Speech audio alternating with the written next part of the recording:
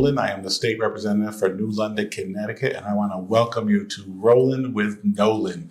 And today we're over on Columbus Ave, and we are talking with the Social Equity Council Director, Executive Director, Jeannie Ray Clay.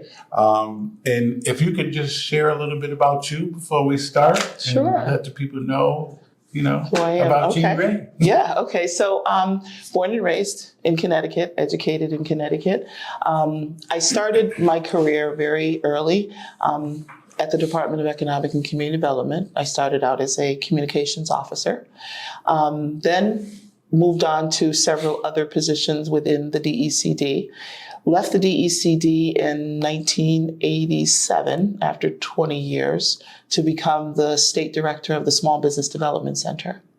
Okay. I spent 5 years. So small business development, minority business development has been my passion for my entire career. So I've always tried to involve myself and have jobs that connect me to small businesses.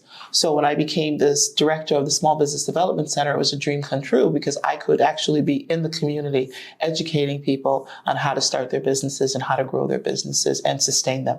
So that was a wonderful, wonderful opportunity. I left the Small Business Development Center and went down to the city of Bridgeport to become the Deputy Director of Planning and Economic Development. So I had 8 years there. Extensive. Pretty good time. Learning a lot about federal programs and local government after spending, 25 years in state government. And then took a little bit of time off. I actually had an illness and took a couple of years off to recover and get myself together. And then someone gave me a call about the Social Equity Council. And I said, I've been prepared for that job. Well, and so... It sounds like the history that you've had was a kind of a perfect fit for you. It was a perfect fit. Absolutely. Yeah. I am thrilled to be here. Again, all of this work is a culmination of what I have learned, what I have done over 35 years. And I am just thrilled to be in the seat and having the opportunity to make an impact in the state of Connecticut. All right. I will give the governor a shout out. Good choice. Thank you. So tell us, what is the Connecticut Social Equity Council?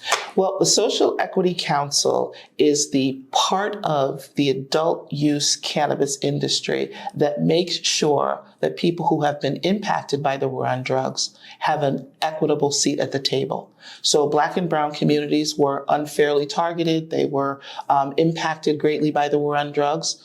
Legal, illegal drugs. Now that marijuana, cannabis is legal in the state of Connecticut and people are opening businesses, people are participating, people are benefiting from it, we want to make sure that those folks who live in those impacted communities are aware of this industry and they have an opportunity to either work in the industry or they have an opportunity to own businesses and or support the industry. Now, let's start with the work in the industry. Okay. Let's break that down a little bit. So You're telling me that people can get jobs and people can have businesses that deal with marijuana now. Correct. So the companies that are receiving licenses, so let me make it very clear, you cannot deal with cannabis in the state of Connecticut unless you have a license. Correct. A license to do something. Okay, so that's the first thing. So all of those licenses come with companies attached to them. And those companies need employees. So people who live in the DIA, people who have been affected by the war on drugs, now have an opportunity through the Social Equity Council to receive training to get them ready to apply for work at these companies that will be opening.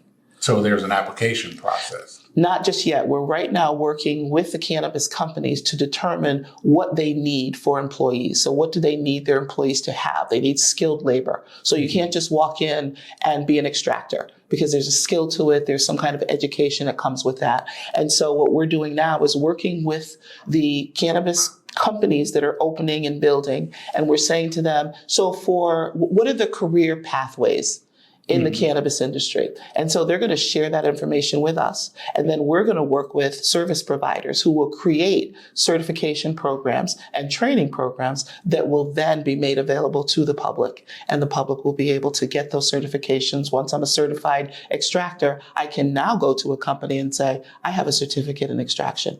So it's kind of like a workforce pipeline? Yes, absolutely. Absolutely. Okay. There are a lot of people that were unsure about putting cannabis for sale in the state of Connecticut, and legislation passed for it. And having it go back to communities, there's a certain fund that is spread amongst the state. Can you talk about how that works? Yeah, so the Office of the Social Equity Council and the council itself is 100% funded by the sales tax revenue from adult use cannabis. So we get 65% of the sales tax revenue, and we are using that money to do a variety of things. So we're using it to create programs that support cannabis businesses, like an accelerator program. So we just graduated 12 people from a cannabis university. And so 12 companies received a degree in cannabis from a cannabis university. And so that allows them to go on and to run their businesses and to grow their business and to have the knowledge that they need to keep their business stable. The other thing that we're doing with the funds that we get is we're reinvesting them back into the community. So we have 36 communities that are designated as disproportionately impacted DIAs. And so in those communities, we've been going out and we've been doing a series of community conversations, and we've been listening to the residents and saying to them, how can we reinvest in your community? You have been impacted. What are the things that we can do to help improve the quality of life and to give back to those communities? And so through those conversations, we are working right now on a spending plan in the community. So one of the couple of the things that have resonated through these conversations, and we also have a survey that we're doing that people can find on our website, and they can answer that. So with the survey results and with actual live conversations, very passionate and engaging conversations with DIA residents and stakeholders, we're hearing what these communities need, how they've been suffering, and what are the things that they would like to see brought back to their community. So a lot of them have to do with youth programs. You know, our kids don't have anything to do after school. They don't have anything to do after the weekend. We haven't kept up with our kids. You know, our kids are very, a lot of what they do is around technology. You know, when at least I'll speak for myself, when I was growing up, you played outside. Right. You know, and you were in the house before the street lights came on. And that was the extent of it. Right. Our kids nowadays are in the house and they are on their electronic tools. Yeah. And so they're not, we haven't kept up with that. So they stay home, they play PlayStation and Xbox and all of that.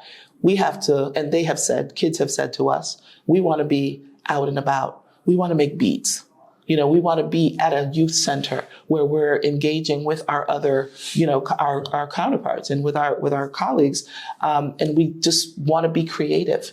You know, we want to learn, we want to prepare for our future. And so those are some of the things that we're looking to fund.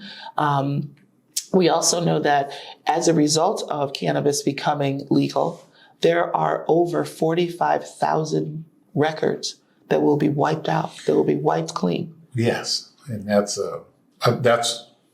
probably one of my bigger concerns when we started talking about cannabis becoming legal, because if you locked up people for cannabis-related crimes, my concern was, well, we got to let those people that were locked up out of being incarcerated. Right. And I understand there's a strict guideline that they're going by. It can't be crimes plus crimes that were committed in regards to it. It just has to be cannabis related only, which I was in agreement with. And I hope and look to see for them to expand it a little bit more. But in regards to the Social Equity Council and investing in the community, you talked about these discussion groups. What are some of the, I guess, accomplishments that you've had already in talking with those groups? So the fact that we're actually in the community and we're listening and we're asking people to tell us what you think, tell us how you've been affected, that's a major accomplishment. Yeah. And it is the council's intention to take that information that we received in those conversations and act upon it.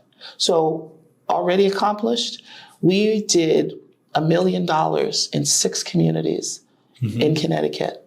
New London was one of them. Yeah. And we allowed the community to decide how that $1 million was going to be spent. So we did have a focus on reentry and youth programs, but the community were the ones who said, okay, these are the programs that we think should be funded, and those were the programs that were funded. So we've already put action to the work that we're doing. And we're very, very proud of the pilot program. It gave immediate relief, to after-school programs and programs that had been struggling, especially because of COVID. And some of those programs have not been able to recover, but we were able to help them to recover, in addition to those programs that are being funded by somebody who works 2 jobs. Correct. I work 2 jobs, and my second job pays for the program that I'm doing in the community. And so now we've given them a boost, a leg up, so that they can maybe not work that second job, and they have the funding that they need to run that program. Yeah. And that's something that's really important, to be able to show how the funding is going back into the community. Now, do you see funding eventually growing, and more funding becoming available in different ways that it would go out? Yes. So it depends on the sales. As I said, we get 65% of the sales tax revenue. As long as we can retain that 65% of the sales tax revenue and it doesn't go anyplace else, we will continue to benefit from the sales of cannabis. So as more sales, the more money the council will get to reinvest in communities. Well, that's good. So that funding, you said, pays for your employees also. Yes. So we have a budget, and our budget covers the work of my staff in the office of the council. We do have the fund, the Social Equity Innovation Fund. And right now we have about $35 million in that fund. And that actually, it's a one-time we call it the honey pot.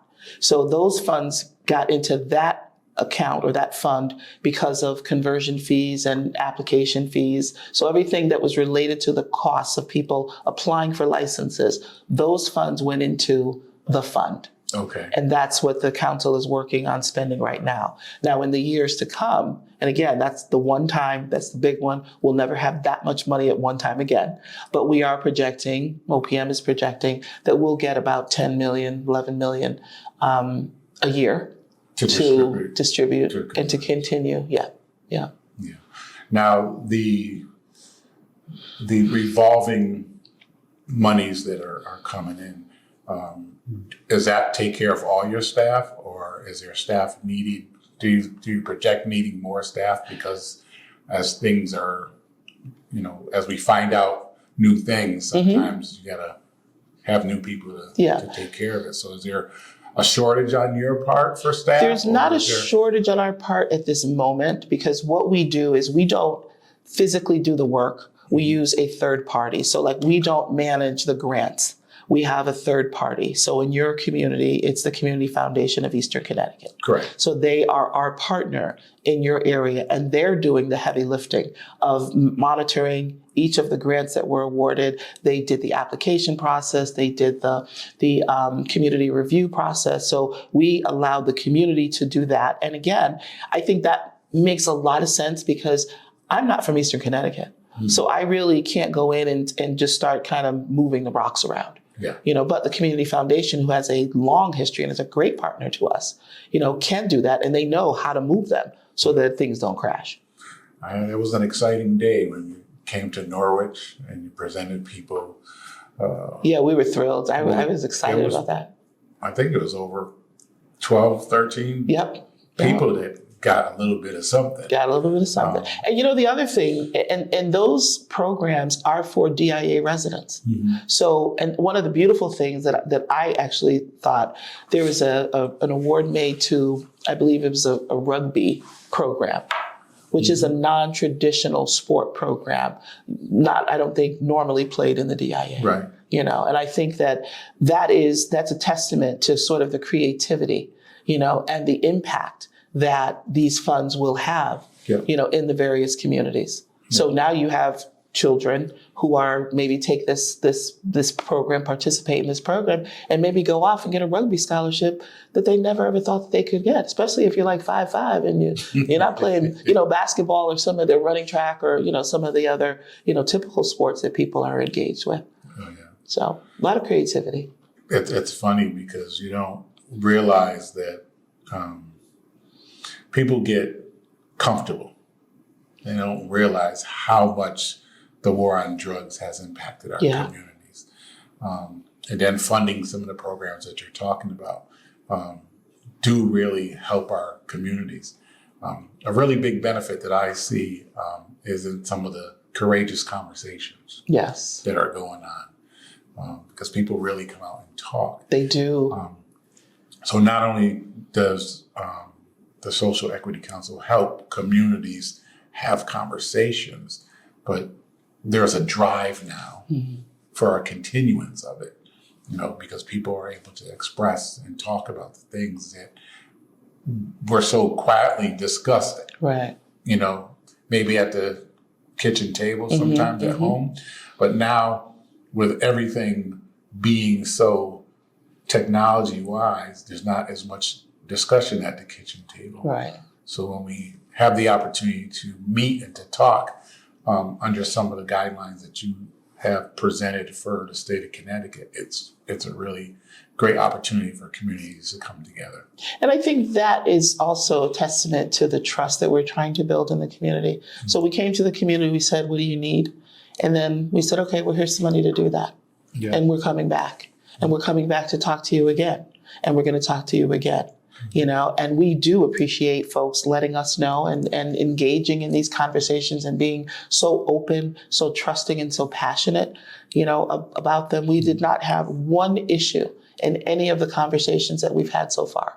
And so that also makes us excited about the new conversations that we're going to have. Yeah. So, and in having those conversations, you provide certain things in order for people to come together.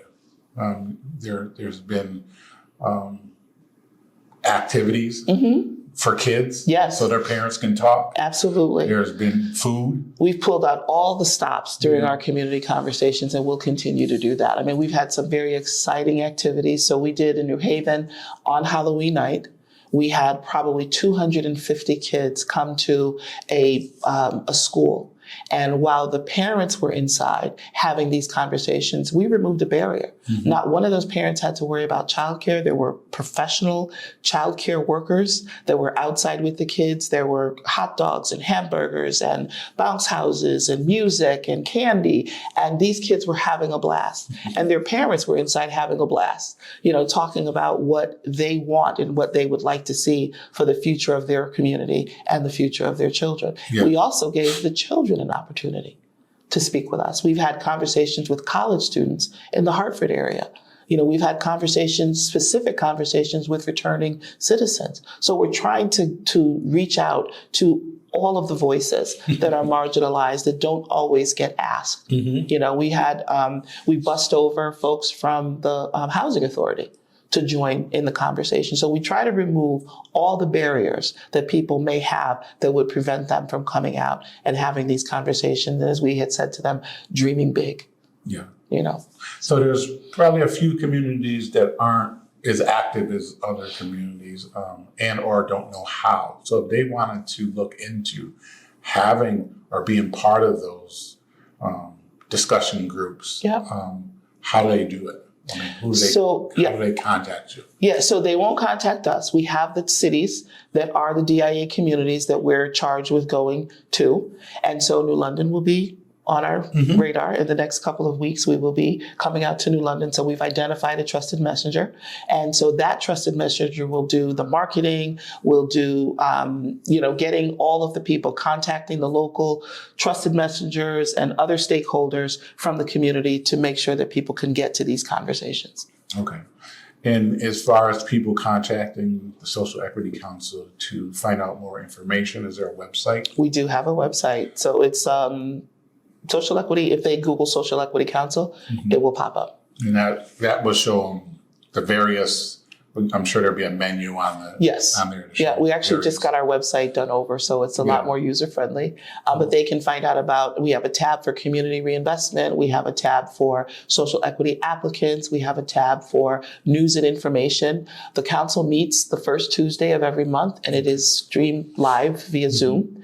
And then we have several committees that meet once a month, and they kind of set the stage for the full council meeting. So like this Friday, we have a reinvestment committee meeting, or it's this Thursday. We have a reinvestment committee. And so that's the committee that is made up of the 14 members of our council, not all 14 are on this committee, but several members serve on the reinvestment committee. And we're having conversations about, okay, how are we getting the next round of money on the street? And what are some of the things that we want to focus on based on the conversations that we've heard? So how are we going to prioritize the spending? So anybody who wants to learn anything about what we're doing, you can check the public meeting calendar, you can check our website, and you can attend our meetings via Zoom or via Teams. Well, I really do appreciate you giving us the time and educating our community on some of the things that they asked and some of the things we thought were important to share. Absolutely. You've heard it here on Columbus with Jeannie Ray Clay from the Social Equity Council. And we're just really happy to be able to provide this information. Is there anything else that you want to share? I hope that when we come to New London, that I get to meet as many people as possible. I hope people will feel comfortable coming out and sharing their stories, speaking loudly, boldly, unapologetically about enhancing the community. Well, we plan on having a lot of people there for you. So, as they say, show up and show out. Show up and show out. That's right. Okay. I would like to thank you for tuning in to Rollin with Rep Nolan, and have a nice day.